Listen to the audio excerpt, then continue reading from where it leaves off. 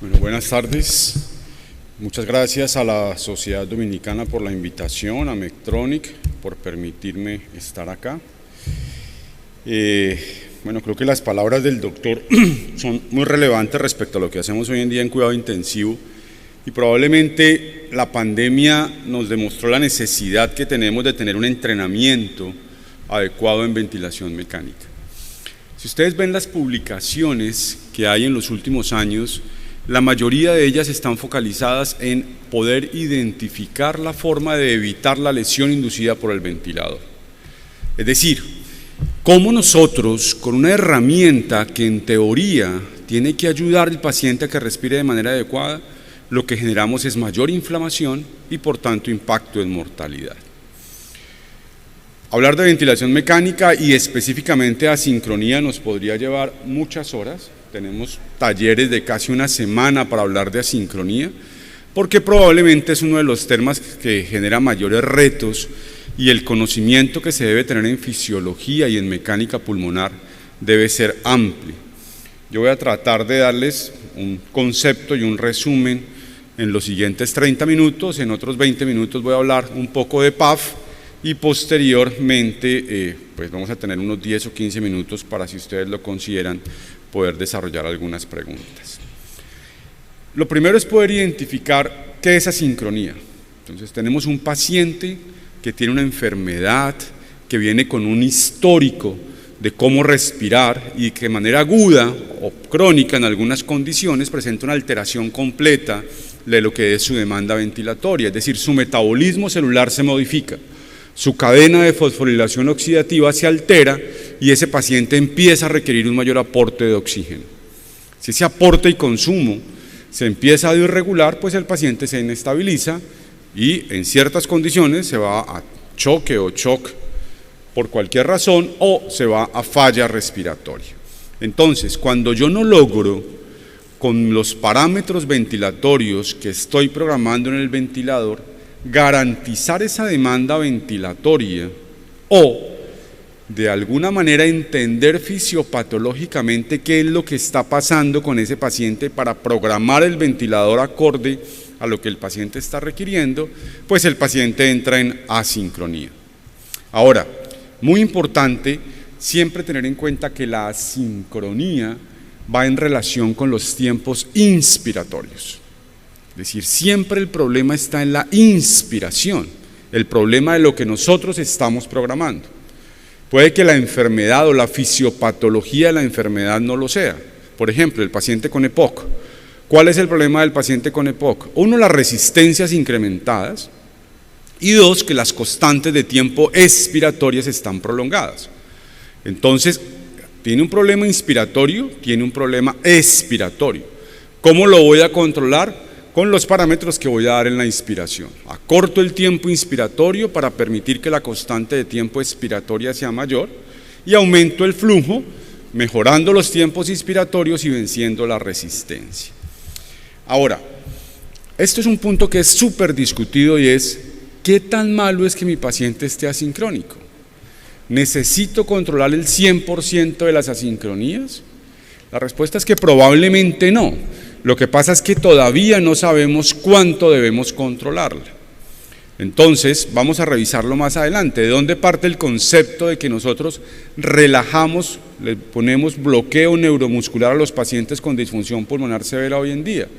Parte del concepto de evitar la asincronía por reaceleración de flujo o breath stacking. Pero hoy en día se plantea, por ejemplo, si administrar bolos de relajación o no relajar de manera continua podría ser una alternativa. Ahora, fuera de los estudios clínicos, ¿quién es capaz de hacer esa intervención? Nadie. Entonces, hay que siempre sopesar lo que tenemos en la evidencia con lo que podemos hacer en la práctica clínica. Ahora, depende de lo que sabemos, cómo programamos el ventilador, del tipo de paciente que manejamos, del ventilador que tenemos, podemos tener rangos de incidencia de asincronía entre el 25 y el 90%. Estos son números muy altos, y son números muy altos especialmente porque cuando vemos la principal causa de asincronía es el segundo ítem que está ahí, la programación inadecuada de los parámetros ventilatorios. Y eso puede tener una gran relevancia especialmente cuando tenemos herramientas como los protocolos de sedación. Hace 15 años los pacientes llegaban a la unidad de cuidado intensivo y si estaban ventilados era igual a ponerles midazolam fentanilo, midazolam morfina o lorazepam, depende del medicamento que esté disponible, pero todos los pacientes iban a sedación profunda. Hoy en día, si no tiene disfunción pulmonar severa, no los llevamos a sedación profunda. Hoy en día establecemos diagnósticos tempranos de delirium para evitar la aparición de asincronía por este tipo de alteraciones neurológicas. Entonces, eso nos ha permitido cambiar, es decir, medicamentos, fármacos, nos permiten modificar la incidencia y la severidad de la asincronía. Y la asincronía puede tener causas o en el mismo paciente o en el ventilador. Si un paciente joven, 30 años, índice de masa corporal de 40 que le da COVID y llega a nuestra unidad con 50 o 60 de PAFI, pues las posibilidades de que no se torne asincrónico cuando lo intubemos y lo empecemos a ventilar son ninguna, porque la lesión pulmonar es tan severa que jamás el paciente va a ser capaz de lograr balancear su demanda ventilatoria. Entonces vamos a tener que hacer intervenciones para evitar que ese paciente tenga esos niveles de asincronía tan importantes. Pero en general, ¿qué es lo que nosotros tenemos que evaluar? Lo primero es cómo está el drive respiratorio de esos pacientes. Ustedes han visto la enorme discusión que hay entre poner terapia de alto flujo, ventilación no invasiva o intubar tempranamente a los pacientes. Y es una discusión que se está dando a todo nivel, a nivel académico, en dos grupos grandes, un grupo el del doctor Luciano Gattinoni y otro grupo el del doctor Martín Tobín, con posiciones completamente contradictorias y con unas bases fisiológicas que pueden soportar una u otra decisión. Y eso es un reto mayor para que nosotros aprendamos más fisiología respiratoria. O la causa puede estar en el ventilador, de la manera como lo estamos programando. Entonces, clasificaciones de asincronía hay montones, no voy a profundizar en eso. Pero ¿qué es importante desde una perspectiva práctica para manejar las asincronías? Lo primero es identificar en qué fase del ciclo se presenta. Esta es la forma, digamos, habitual en que lo hacemos cuando aprendemos ventilación mecánica. ¿Cuáles son las variables de fase? Esas que tenemos ahí. Trigger, flujo, ciclado y una fase expiratoria. Eso quiere decir que cuando nosotros clasificamos la asincronía, podemos clasificarla acorde a, dependiendo en la variable de fase que se esté presentando. Porque claro, si tenemos un catéter de presión esofágica o tenemos un catéter de presión pleural, podemos hacer diagnósticos mucho más elegantes, más finos, para poder establecer de manera mucho más fidedigna ante qué estamos. Pero habitualmente eso no lo tenemos. Habitualmente lo tenemos en los protocolos de investigación y ocasionalmente en la práctica clínica habitual. Entonces, primera parte, aquí está, la fase de trigger. Toda sincronía que se vea en esa fase es una sincronía de trigger o una sincronía inspiratoria, es decir, que yo puedo confundir el doble trigger con una asincronía por flujo, con intervenciones completamente diferentes. Después vienen las asincronías de ciclado, que probablemente son las asincronías más frecuentes que podemos ver en la práctica clínica, y por último, las asincronías que se dan en la fase expiratoria. Es muy común confundir las asincronías de trigger con las asincronías inspiratorias y las asincronías de ciclado con las asincronías expiratorias. Entonces, pues ustedes saben claramente dónde está el trigger en una curva presión-tiempo, en una curva flujo-tiempo como la que están viendo ahí. Y aprovecho para mencionar lo relevante que se ha vuelto en la literatura y en la práctica clínica el escoger la onda de flujo. Nosotros característicamente, si ponemos un paciente en un modo controlado por presión, pues la onda de flujo se va por defecto a hacer una onda de flujo desacelerante. Pero cada día es más frecuente que ventilemos a los pacientes en volumen, pero con onda de flujo desacelerante, tratando de obtener los beneficios de los dos. Cada día es menos frecuente que utilicemos modos duales, bajo la premisa de que tomamos lo bueno del volumen y lo bueno de la presión, porque cada vez vemos cómo se sobreasisten más esos pacientes. ¿Y cómo hacemos esos diagnósticos? En la onda o en la curva de flujo-tiempo.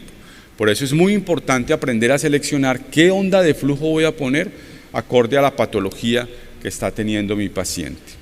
El otro punto, y esto es, aquí se me salta una diapositiva, pero bueno.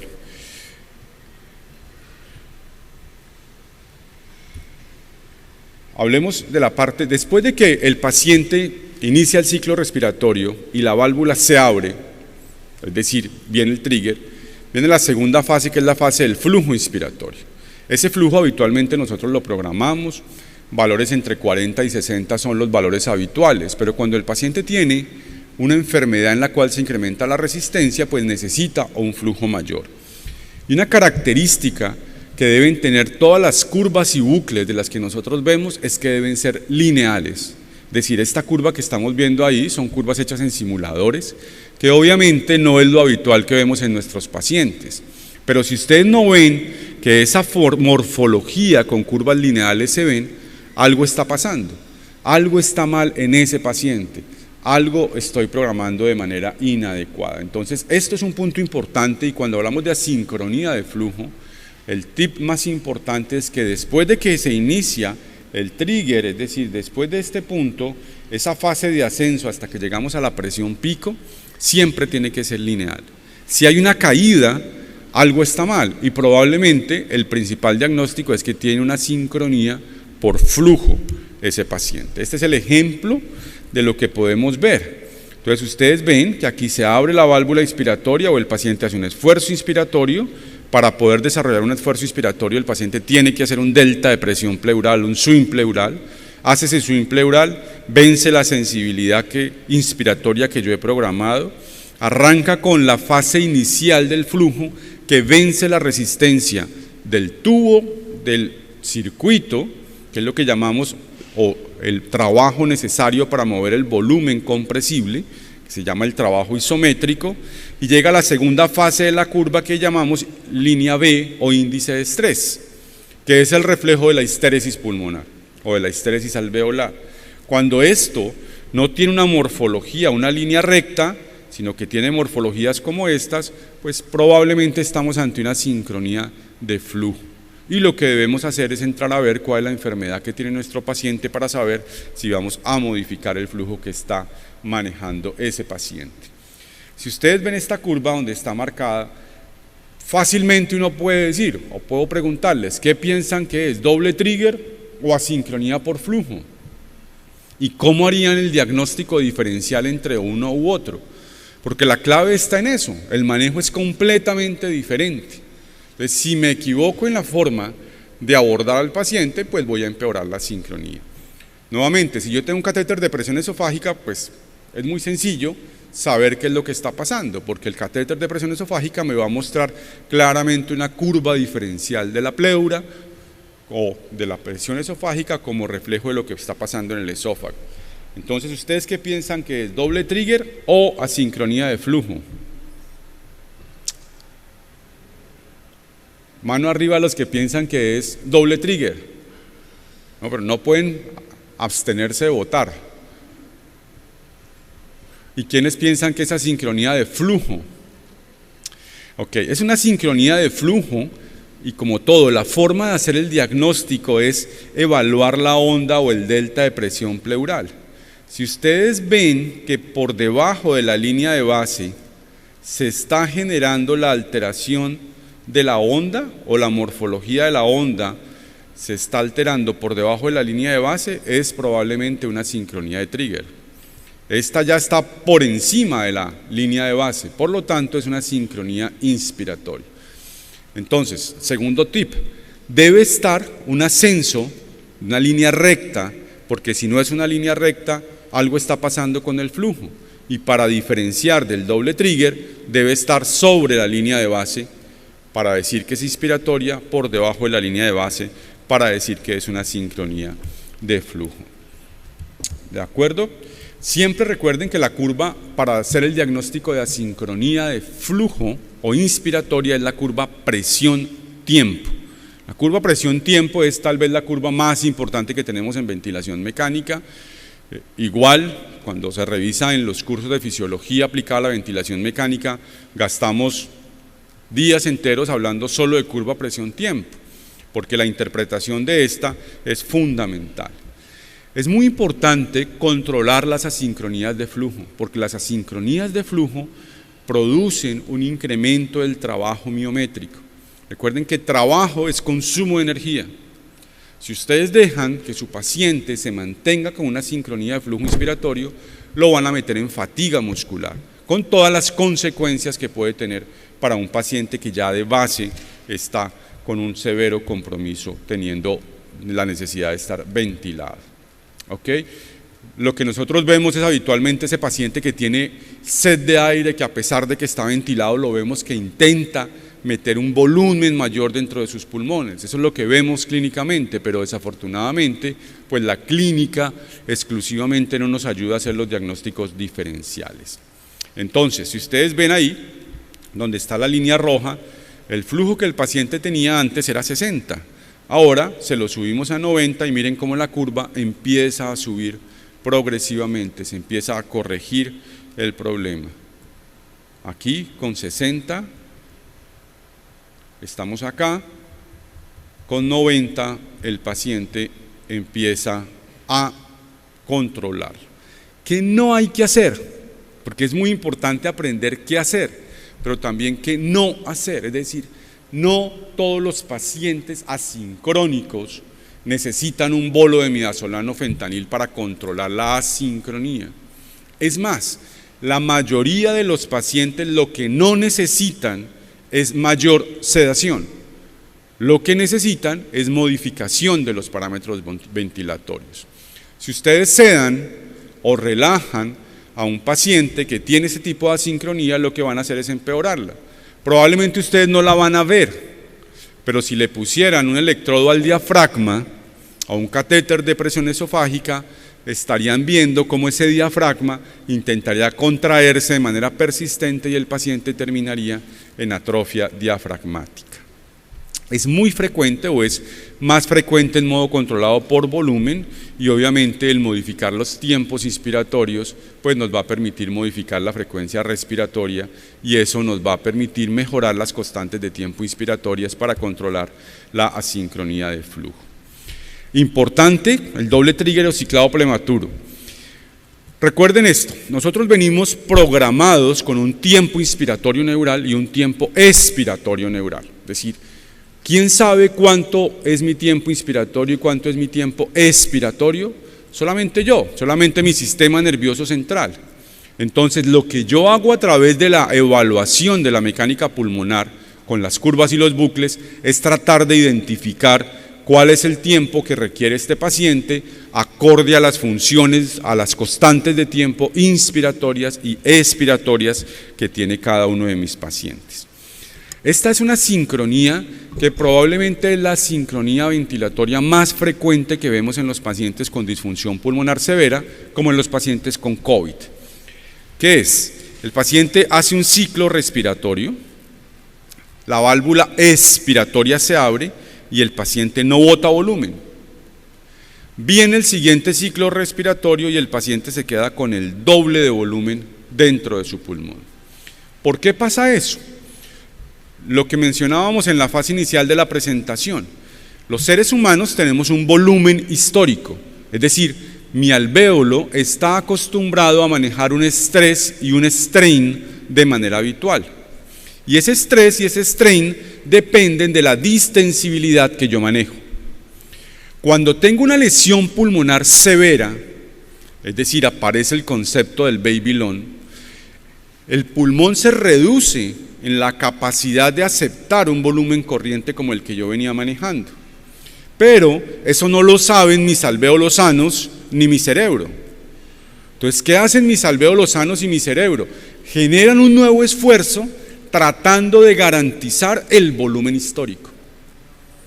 Y eso, esa es la razón fisiológica por la cual se han planteado los estudios de relajación neuromuscular y por eso hoy en día recomendamos que si el paciente tiene menos de 150 de PAFI, que puede ser discutido, el paciente debe pronarse y debe relajarse. En América, generalmente los pacientes se relajan y después se pronan.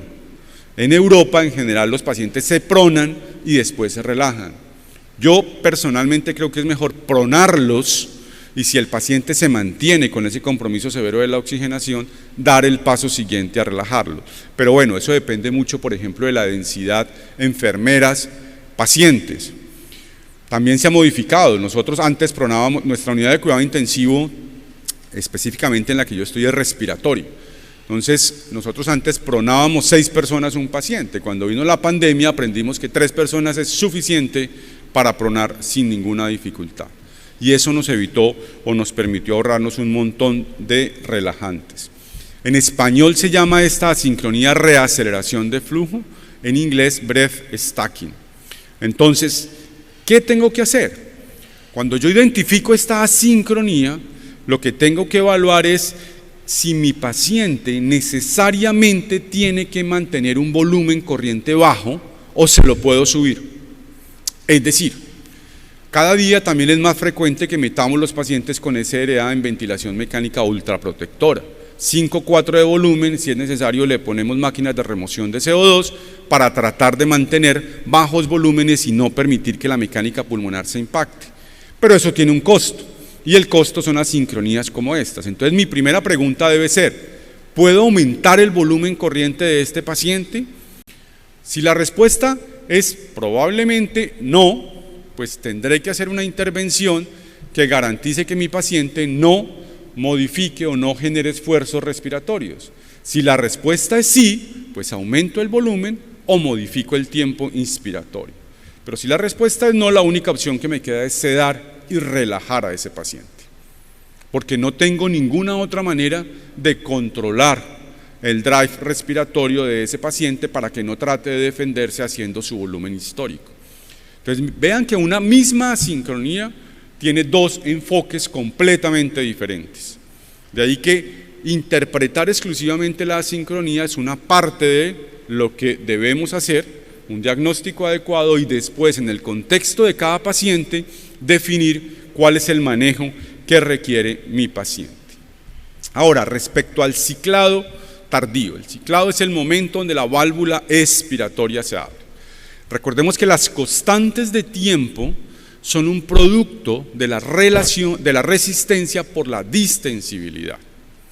Si yo tengo incrementada la resistencia, se aumentan las constantes de tiempo. Si yo tengo aumentadas las distensibilidades, como en el EPOC tipo enfisema, se aumentan las constantes de tiempo. Por tanto, nuevamente, la fisiopatología de la enfermedad va a condicionar el tiempo inspiratorio que yo programo. Este es el ejemplo clásico. Esto es un ciclado tardío. ¿Cuál es el tip para identificar un ciclado tardío? Que la presión meseta sea mayor que la presión pico.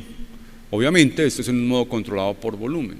Si ustedes tienen una meseta mayor que una pico, no es un diagnóstico sine qua non, que siempre va a ser lo mismo, pero probablemente ante lo que están ustedes viendo es un paciente que tiene una sincronía por ciclado tardío y necesita que le modifiquen las constantes de tiempo, es decir, necesita que le modifiquen el tiempo inspiratorio.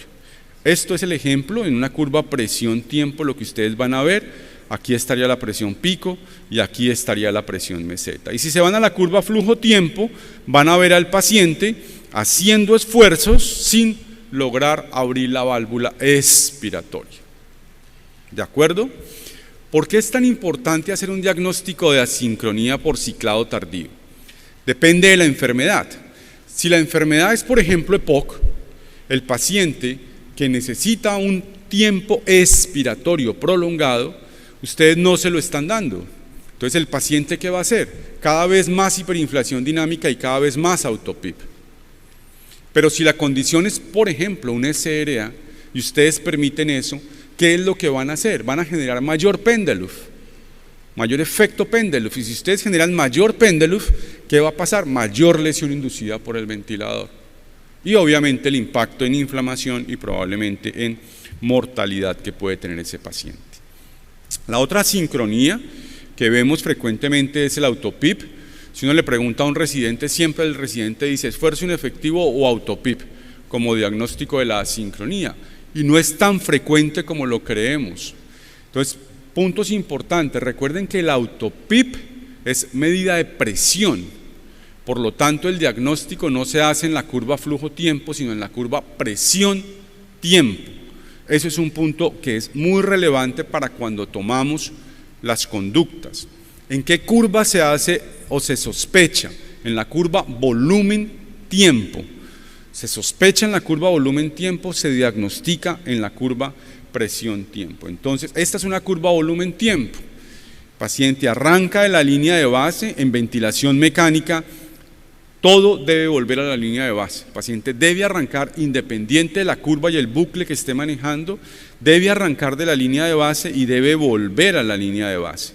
Si se queda acá arriba, como en este caso, ¿cuáles son las posibilidades? O fuga o atrapamiento. Entonces, yo veo esta curva, ya tengo dos posibilidades en mi mente. Si voy a la curva flujo-tiempo, aquí no estoy midiendo presiones, es decir, yo en esta curva no puedo decir que mi paciente tiene autopip. Es muy frecuente que aún en los artículos, en los textos, hasta los que nosotros hemos escrito, está escrito ahí autopip y eso es un error que hemos cometido. Aquí lo que podemos decir es que el paciente probablemente tiene hiperinflación dinámica, pero hiperinflación dinámica no es sinónimo de autopip. El autopip lo vemos en dos condiciones. La curva flujo-tiempo nos sirve para ver esto. Ustedes ven el área bajo la curva. ¿Qué es área bajo la curva en una curva flujo-tiempo? Volumen. Es decir, que el área bajo la curva del asa inspiratoria debe ser igual al área bajo la curva del asa expiratoria. Si esas áreas bajo la curva son diferentes, pues el paciente está atrapando volumen. Como en este ejemplo, y a pesar de que está atrapando volumen, el paciente está retornando a la línea de base. Nuevamente el mismo ejemplo, y aquí está la curva presión-tiempo, donde yo puedo hacer el diagnóstico de autopip. Aquí sí puedo decir, este paciente tiene autopip. Hacen la pausa expiratoria y ven cómo el paciente no se mantiene en la línea que viene manejando, que sería el PIP, sino que rápidamente sube y el ventilador les va a calcular cuánto es el autopip. Si el ventilador no se lo calcula, pues es muy fácil, ustedes simplemente le restan ese autopip que están calculando al PIP que está programado. ¿De acuerdo? Entonces, ¿para qué me sirve hacer diagnóstico de autopip? Igual, depende de la enfermedad. Si el paciente tiene POC, entonces ya tengo en mi mente que debo ponerle el 80% del PIP extrínseco para poder tumbar ese autopip. Pero ¿qué pasa si el paciente, por ejemplo, tiene asma? Y ustedes ven que ese paciente tiene autopip. ¿Le van a programar el 80% del PIP extrínseco para tumbarle ese autopip? La respuesta es no, porque lo que van a hacer es empeorar el atrapamiento y el autopip va a sumar el PIP extrínseco que ustedes le están programando. Un autopip en un paciente asmático no remodelado, si es un paciente asmático que ya tiene un comportamiento funcional de enfermedad obstructiva crónica porque lleva muchos años mal manejado, pues probablemente se maneja como un EPOC, pero no es lo habitual. Lo habitual son personas jóvenes que se exponen a algún alergeno, hacen un cuadro severo y terminan en la UCI. ¿Qué es lo que hay que hacer? Bajar el PIP lo más que podamos. Por eso los pacientes asmáticos de entrada les ponemos PIP de 0 y después se lo vamos titulando, y en ocasiones ese es el indicador que tenemos para saber que ese paciente tenemos que ponerle bloqueante o relajante neuromuscular durante unas horas para poder permitir que ese músculo vuelva a su posición y no siga atrapando volumen. ¿De acuerdo? Nuevamente, ¿cuál es el costo que tengo que pagar si yo tengo autopip? Mayor trabajo respiratorio. Mayor trabajo respiratorio empeora la hiperinflación dinámica, compromete hemodinámica del paciente, aumenta el espacio muerto y vienen las complicaciones serias. Si yo debo ponerle a mi paciente un modo controlado por volumen o por presión para disminuir el riesgo de asincronía, es la misma respuesta que cuando le dicen o cuando preguntan ¿qué es mejor? Ventilar el paciente por volumen o por presión. No hay evidencia, no hay literatura que diga que uno u otro es mejor, depende de lo que yo quiera buscar y depende de la enfermedad del paciente. Lo importante es tener en cuenta que las cosas van cambiando. Si ustedes leen en los años 90 se decía que todo paciente con EPOC debería ser ventilado por presión. En el año 2021 decimos no hay que ventilar los pacientes con EPOC por presión. En el 2030 probablemente iremos algo diferente con algunas pequeñas modificaciones. Pero ¿qué es lo importante? Entender cuál es la mecánica pulmonar que mi paciente está presentando en función de la fisiopatología de la enfermedad que lo está llevando a esa falla respiratoria, a esa mecánica pulmonar, para poder tomar las mejores decisiones. Entonces, la asincronía es muy frecuente, como ustedes lo están viendo en la presentación. Es difícil de hacer los diagnósticos diferenciales. La tecnología probablemente nos va a dar la mano en los siguientes años. Ya hay algunos software específicos para hacer diagnóstico de asincronía. ¿Cuál es el punto de estos software? Que les va a decir, tiene tal asincronía, pero no les va a decir qué hacer. Primero, o si debe ser manejada, porque no todas las asincronías las tenemos que manejar. ¿De acuerdo? ¿Qué tanto la asincronía compromete a nuestro paciente? Clásicamente nosotros hemos pensado que sí, que el paciente asincrónico está mal. Sin embargo, en los últimos 2 años, ¿qué se ha encontrado? ¿Qué hemos encontrado? Que en los modelos animales, en los pacientes que se dejan respirar de manera espontánea, exceptuando la asincronía de breath stacking, los pacientes pareciera que no se inflamaran más. Entonces, como no le podemos poner un catéter de presión esofágica, de ahí surge ese valor que ustedes tienen en sus mentes de que si el paciente tiene más del 10% de los ciclos respiratorios asincrónicos, los debemos manejar. Pero hay que tener la mente abierta porque probablemente en los próximos años esas recomendaciones van a modificarse. Y la última es tal vez la conclusión más importante. Para poder hacer buenos diagnósticos de asincronía, yo tengo que saber fisiología respiratoria aplicada a la ventilación mecánica. Yo soy neumólogo y cuando nos entrenan como neumólogos, pues aprendemos la fisiología del laboratorio de función pulmonar. Cuando nosotros damos el paso a aplicar la fisiología a un paciente ventilado, hay que tener en cuenta las variaciones de las presiones. Ya estamos hablando de presiones intratorácicas positivas. Por lo tanto, no es que sea una fisiología diferente, pero es una fisiología que casi que hay que aprenderla nuevamente de cero. Para respetar el tiempo voy a terminar ahí la presentación de asincronía. No sé si tienen alguna pregunta o duda y paso a la siguiente presentación, que es la presentación de PAF. Si tienen alguna pregunta, como somos poquitos, pueden levantar la mano. Ah, bueno, perfecto.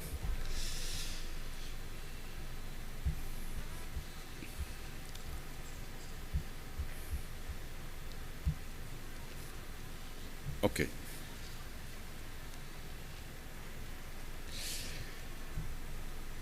Hemos también aprendido que cuando hacen los congresos y los seminarios de ventilación mecánica, siempre hay una presentación que dice nuevos modos ventilatorios, su utilidad actual. No hay nuevos modos ventilatorios. Los últimos nuevos modos que salieron al mercado fueron en los años 90 y 80, incluyendo PAF. Y ahí hay una comparación que es harta hacerla, pero que es real. Los antibióticos. Entonces ustedes dicen ceftazime y Bactán. No sé si ya está disponible en República Dominicana, o meropen en Bactán o imipen en Relebactán. ¿Cuánto tiempo se toma un antibiótico en salir al mercado? Entonces, prueban la molécula. Hay 1 millón de moléculas. En la primera prueba quedan 1000. Empiezan los estudios fase 1. En los estudios fase 1 quedan 10. Se van a los estudios fase 2. De esos 10 quedan 1 o 2. Y se van a los estudios fase 3 y queda 1 o ninguna molécula. Y en eso han pasado 20 años. En los modos ventilatorios diferentes a los clásicos de volumen y presión, alguien se lo inventa, lo lanzan al mercado y se prueba. Y nosotros probamos en la práctica clínica si es o no es útil. Hoy en día en el mercado, solo en ventilación mecánica no invasiva hay más de 70 modos ventilatorios. Y en ventilación mecánica invasiva ya pasamos los 100. Con otro gran problema, y es que tienen el mismo nombre, pero son modos diferentes. Por ejemplo, APRV. APRV en el Drager es una cosa, APRV en una marca china es una cosa, y una APRV en una marca rusa es otra cosa. Entonces, además de eso, se vuelve difícil todas las sopas de letras que hacen en los modos ventilatorios. Entonces es muy, muy importante cuando ustedes se enfrentan o van a manejar un paciente con cualquiera de estos modos alternativos, primero revisar el manual de cada ventilador para entender si realmente compromete o realmente corresponde a lo que nosotros sabemos de ese modo ventilatorio. Pero a pesar de toda la evolución de la tecnología, por lo menos todavía, los ventiladores necesitan que la terapeuta, la enfermera o el médico asuman el control. En Latinoamérica somos súper diferentes en los diferentes países. Hay países donde el ventilador es exclusivamente de la terapeuta, hay otros donde es exclusivamente del médico, hay otros donde las enfermeras tienen un papel activo. En nuestro país el ventilador es del médico y la terapeuta, o sea, ni el médico ni la terapeuta toman decisiones excluyentes y probablemente enfermería son los que menos están involucrados en este manejo. Pero cualquier modo ventilatorio, el que ustedes quieran, necesitan de ustedes para la programación. Todos los modos, o estos nuevos modos, que no son nuevos, pues tienen la característica de que son modos espontáneos, es decir, que dejan que el paciente tenga un drive respiratorio que le permita generar una variación, un estímulo eléctrico para hacer un delta de presión pleural y que ese delta de presión pleural a través de la contracción de los intercostales y el diafragma modifique las presiones intratorácicas para modificar el volumen. Todos los modos espontáneos se comparan ¿contra qué? Contra presión soporte. ¿Qué presión soporte es el modo que casi todos los ventiladores tenemos? Es decir, que cuando nosotros hablamos, y ahí pongo PAF y NAVA porque probablemente son los modos ventilatorios espontáneos que más se han desarrollado y que mejor evidencia tienen, algunos con algunas limitaciones como vamos a ver más adelante. Pero todo lo que hagamos en estos modos va a ser comparado con presión soporte, ¿de acuerdo? Entonces hay que saber muy bien presión soporte. Entonces, recordemos que la presión soporte tiene 4 fases: la fase de reconocimiento, la fase de presurización, la fase de sostenimiento y la fase de ciclado. Son fases constantes, fijas, no son fases dinámicas. Por esa razón, la presión soporte es el modo espontáneo que más asincronía genera, sin ser un mal modo ventilatorio. Y además de eso, la presión soporte, como ustedes lo saben, pues tiene mecanismos de seguridad. Entonces, si ustedes programan 10 de presión soporte, ¿qué quiere decir? Que el paciente se va a presurizar hasta 10. Pero si el paciente hace 4 centímetros sobre la presión que ustedes le han puesto, el ventilador por seguridad quita la presión soporte. Es decir, si el paciente solito hace 15, el ventilador ya no tiene presión soporte.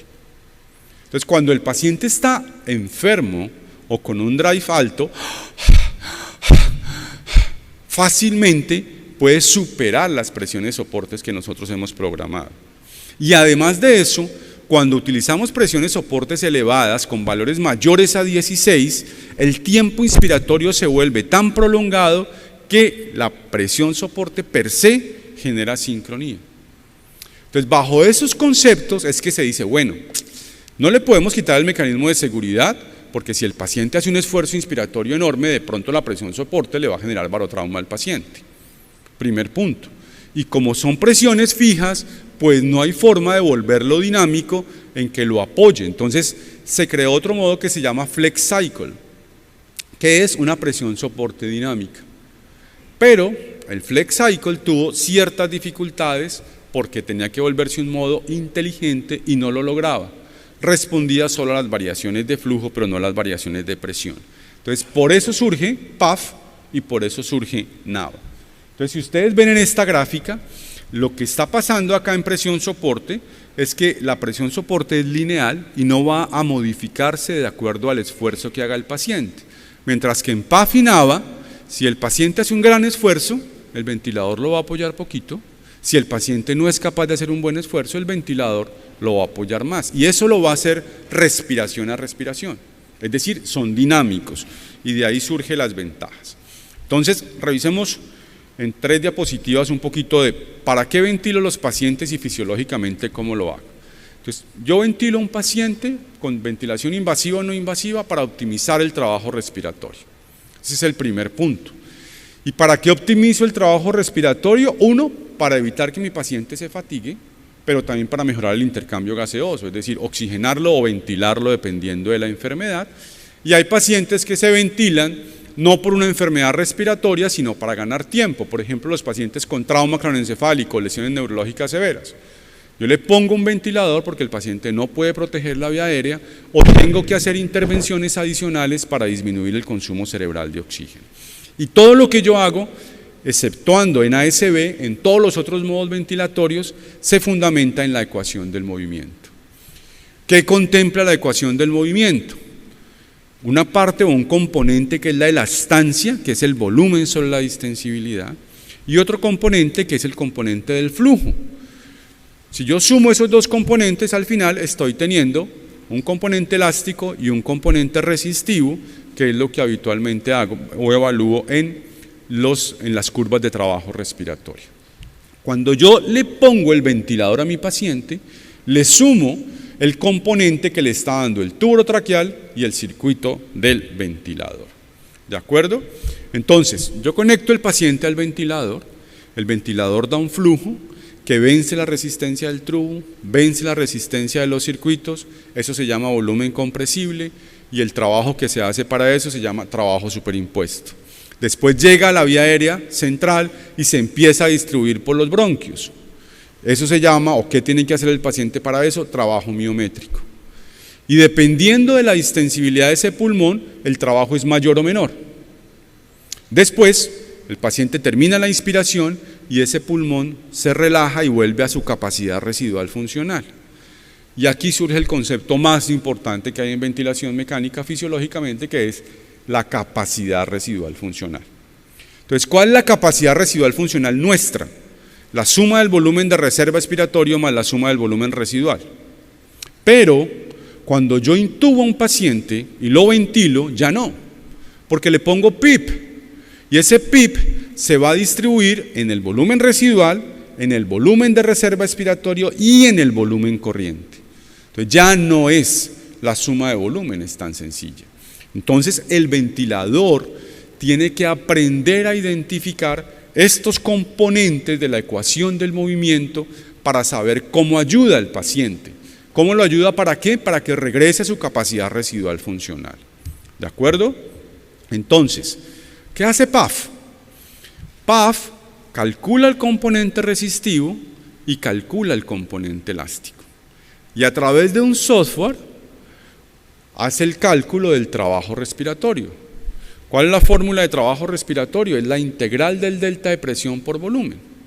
Entonces PAF mide el flujo, mide el volumen, es fácil porque tiene un sensor de flujo que le permite saber cuánto entrega, cuánto recibe, y tiene un sensor de presión que le permite establecer ese volumen que está entregando, cómo modifica la presión del pulmón.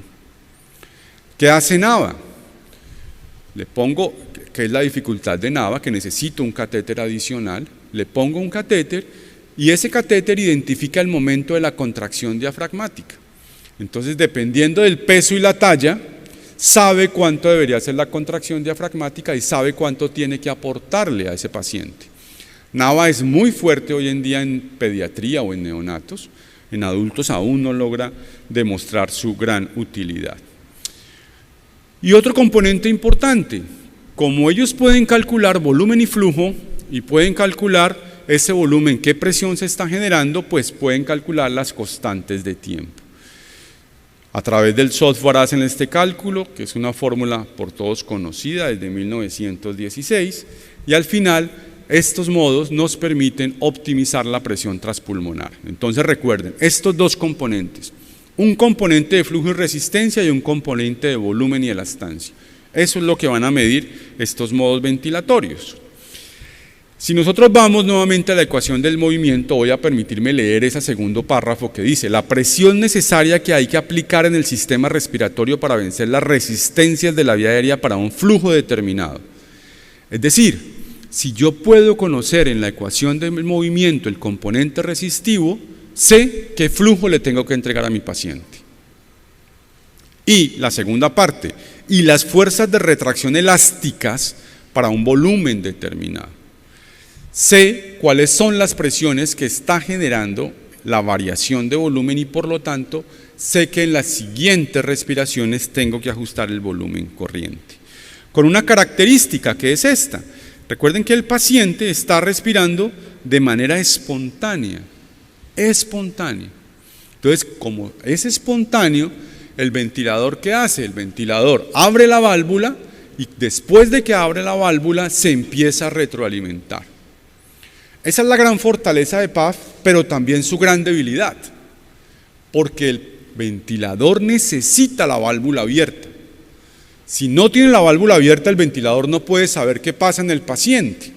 Es decir, que el ventilador o el modo PAF va a ser muy bueno para evitar las asincronías por flujo, que acabamos de ver, las asincronías por ciclado, pero va a ser incapaz de detectar y controlar las asincronías expiratorias o las asincronías por autopip. Por eso PAF no se usa en EPOC, porque no puede el ventilador identificar el problema. Necesita la válvula inspiratoria abierta y la válvula expiratoria cerrada. ¿De acuerdo? ¿Cuándo deberíamos usar un modo espontáneo? Siempre que el paciente esté en condiciones de desarrollar un ciclo respiratorio. Es decir, siempre leemos que el proceso de weaning se toma el 40% o 50% del tiempo que el paciente está en el ventilador. Lo que debemos hacer hoy en día es que apenas el paciente esté en condiciones de respirar, lo tenemos que poner en un modo espontáneo. ¿Cuál? El que ustedes tengan disponible en su equipo. Si solamente tienen presión soporte, pues presión soporte. Si lo que tienen son ventiladores Hamilton y tienen ASB, pues ASB. Si tienen Puritan Bennett y tienen PAF, pues PAF. Pero siempre hay que ponerlo tempranamente. ¿Y por qué hay que ponerlo tempranamente? Esta gráfica es una gráfica muy bonita porque muestra cómo todos los mamíferos, incluyendo los seres humanos, siempre tenemos la ley del menor esfuerzo. Es decir, si ustedes controlan el paciente se entrega. Y va a ser cada vez más difícil lograr retirarlo del ventilador. Si ustedes revisan los porcentajes de mortalidad, no conozco los porcentajes de mortalidad en COVID en República Dominicana, pero hubo en un mismo país, en nuestro país, en Colombia, hubo unidades de cuidado intensivo con el 70% de mortalidad en COVID y hubo unidades de cuidado intensivo con el 18% de mortalidad. Es decir, un rango absurdo. Dice, no, pues son los mismos pacientes, no podemos decir que es que los colombianos se mueren más en el norte de Colombia que en el sur de Colombia, eso no tiene sentido. Si uno lo saca y ve los datos de Estados Unidos, pasó lo mismo. Hubo unidades de cuidado intensivo en Nueva York, nuevas, recién abiertas, con mortalidad del 100%. Y unidades con el 15 o al 18%. Cuando se empiezan a preguntar por qué sucede eso, hay varias razones. Una, las unidades de cuidado intensivo estaban manejadas por personas no expertas. Lo importante era abrir unidades sin garantizar el recurso humano. Tecnología deficiente, pero dentro de lo que se hacía, la identificación del proceso de retiro del ventilador de los pacientes era crítica. Y muchos de los pacientes que se murieron fueron por las sobreinfecciones asociadas y no por la enfermedad aguda. Y la principal diferencia estuvo en los tiempos en el ventilador. Las personas, como no eran expertas, les daba miedo despertar los pacientes para intentar retirarlos del ventilador. Entonces, eso es muy importante. Ahora, dejar respirar a un paciente de manera espontánea tiene cosas buenas, pero también puede tener cosas malas, porque si mi paciente tiene un drive alto, puede hacer volúmenes corrientes muy elevados, puede hacer más asincronía.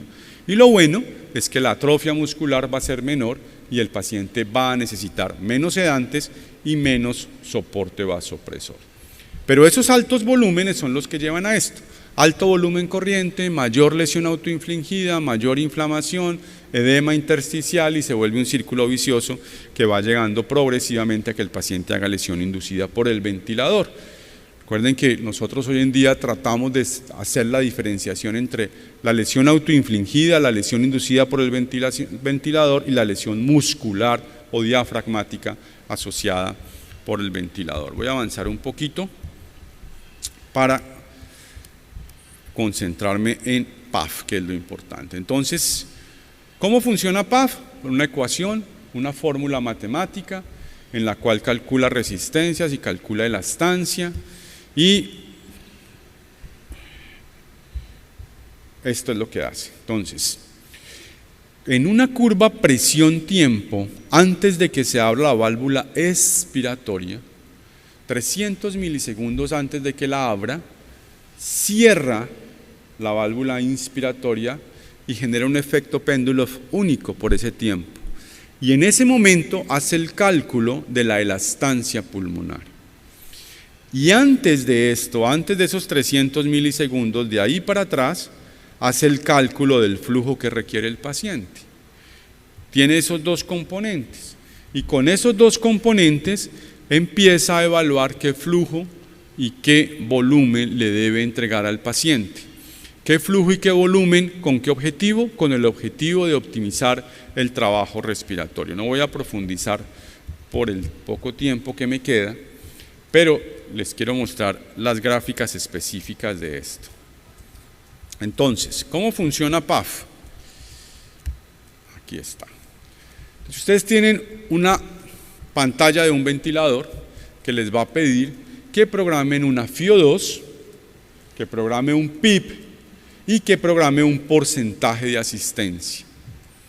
Habitualmente le dejamos la FiO2 que el paciente viene manejando y el PIP que el paciente viene manejando. Y los porcentajes de asistencia actualmente van entre el 10% y el 90% en el ventilador. Si el paciente necesita más del 75%, ese paciente no está listo para ponerlo en un modo espontáneo. Lo que nosotros habitualmente hacemos es ponerlo en 50% de asistencia. Y les muestra esta gráfica en el ventilador, que es una gráfica de trabajo respiratorio, es decir, la derivada del delta de presión por el volumen. Entonces tienen esta línea verde sobre la barra de trabajo total. La barra de trabajo total aquí está calculada en 2 joules. Recuerden que el trabajo respiratorio habitual está entre 0.3 y 0.5. En condiciones patológicas uno puede llegar hasta 0.7 y el paciente o los seres humanos no entramos en fatiga. Por encima de 0.7 debe haber un entrenamiento muscular muy alto para lograr tolerarlo. Entonces por eso ventilamos los pacientes en un rango entre 0.3 y 0.7. Es decir, nuestro objetivo en PAF es que esta barra de trabajo se mantenga aquí, en esta línea verde. Aquí dice trabajo del paciente, aquí dice trabajo total, y dentro de este trabajo tiene una E y una R, que nunca hemos entendido por qué la trae, porque realmente no refleja el trabajo elástico y el trabajo resistivo, es decir, eso lo pueden ignorar. Entonces ustedes le programan un porcentaje de suplencia a ese ventilador, ¿de acuerdo? Y ese porcentaje de suplencia tiene como objetivo mantener esa barra en la línea verde. Entonces, si ustedes lo tienen en este caso, ¿qué estaría haciendo el paciente? El paciente está haciendo el 25% del trabajo y el ventilador está haciendo el porcentaje de suplencia que le han programado, el 75%. La forma como técnicamente eso se llama es la amplificación del esfuerzo respiratorio, es decir, del trabajo total el paciente hace el 25%, el ventilador el 75%, se considera que tiene una relación 3:1. Ahora, ¿qué pasa si mi paciente con ese 75% tiene la barra en estas condiciones? Esa barra se va por debajo de 3. Quiere decir que mi paciente está haciendo un esfuerzo respiratorio muy pequeño, es decir, lo estoy sobreasistiendo. Entonces lo que tengo que cambiar o disminuir es el porcentaje de suplencia, entonces se lo bajo al 60%, nuevamente para que el paciente quede en la franja verde y ahí poder continuar el manejo.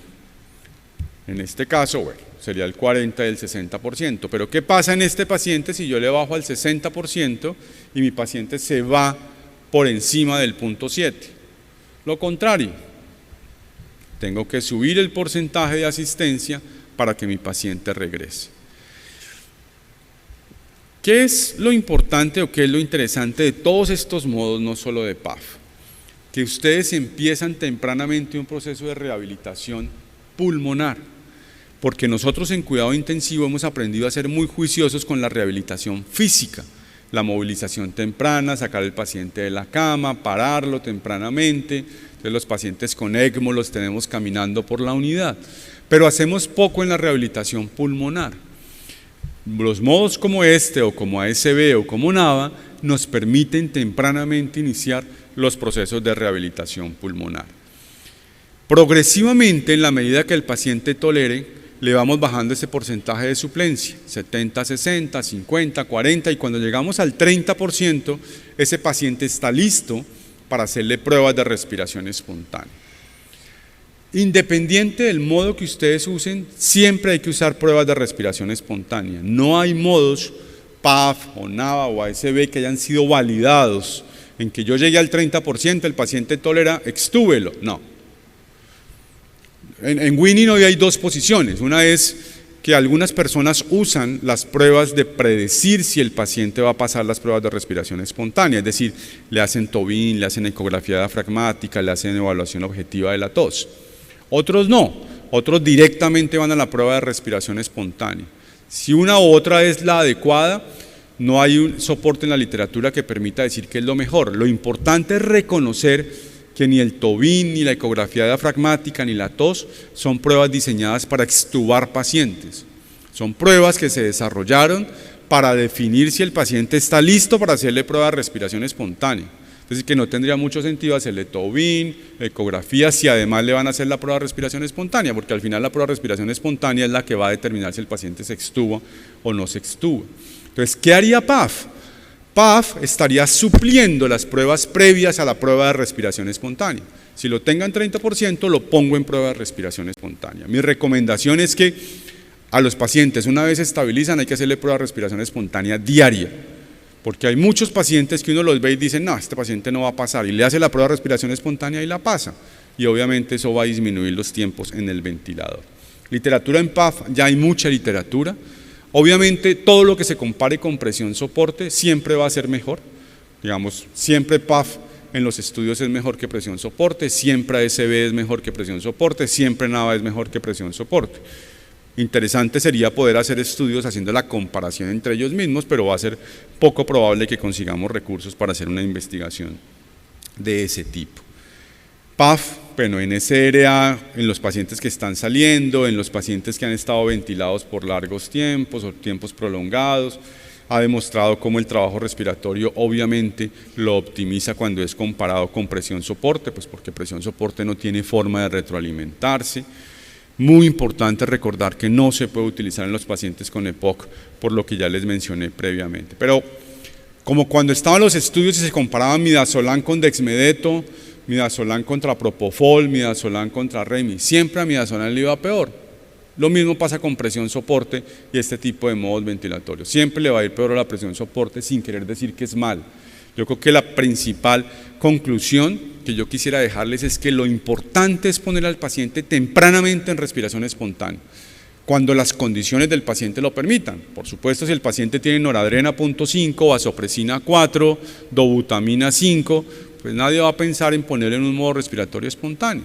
Si tiene noradrena 0.2, estable y mejorando, pues hay que ponerlo en el modo espontáneo que ustedes tengan. Obviamente en PAF se necesita muchísimo menos sedación y el impacto que tiene la sincronía por flujo y las asincronías por ciclado es muy importante, con muchísimas publicaciones alrededor del tema. ¿Cómo usarlo? Si yo debo empezar en 75 o 50% de asistencia, son dos protocolos publicados, uno del doctor Dimitri Georgopoulos y otro del doctor, se me fue el nombre, del doctor, el español, que trabaja en Barcelona, bueno, que se me fue el nombre. Cualquiera de los dos protocolos tienen, el doctor Mancebo, cualquiera de los dos protocolos tienen impacto positivo en la literatura, con buena evidencia. Cualquiera de los dos ustedes lo pueden escoger cuando lo consideren.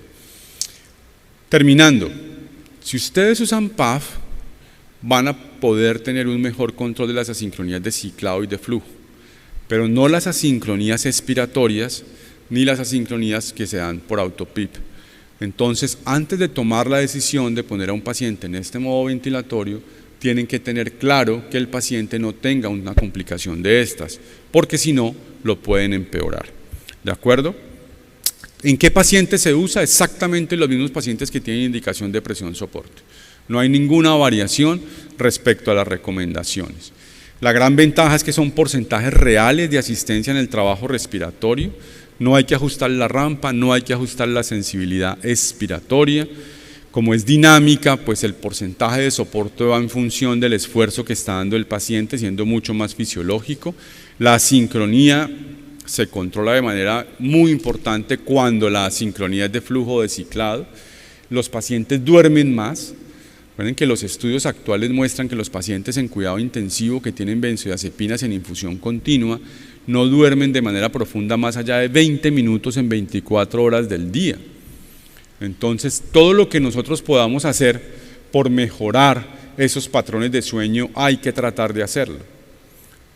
Si nosotros pongámonos en el caso de un paciente durmiendo de manera profunda 20 minutos por día por 5 o 7 días, pues nos da delirium, obviamente, y ese es uno de los principales o de las principales causas de delirium que tenemos en las unidades de cuidado intensivo.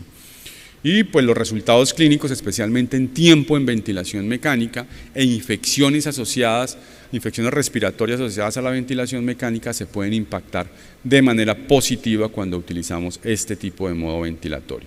De nuevo, más allá del PAF Plus, la invitación es a usar tempranamente modos espontáneos, el que tengan disponible, porque eso beneficia de manera muy importante a nuestros pacientes. Entonces, muchas gracias y si tienen preguntas, con mucho gusto.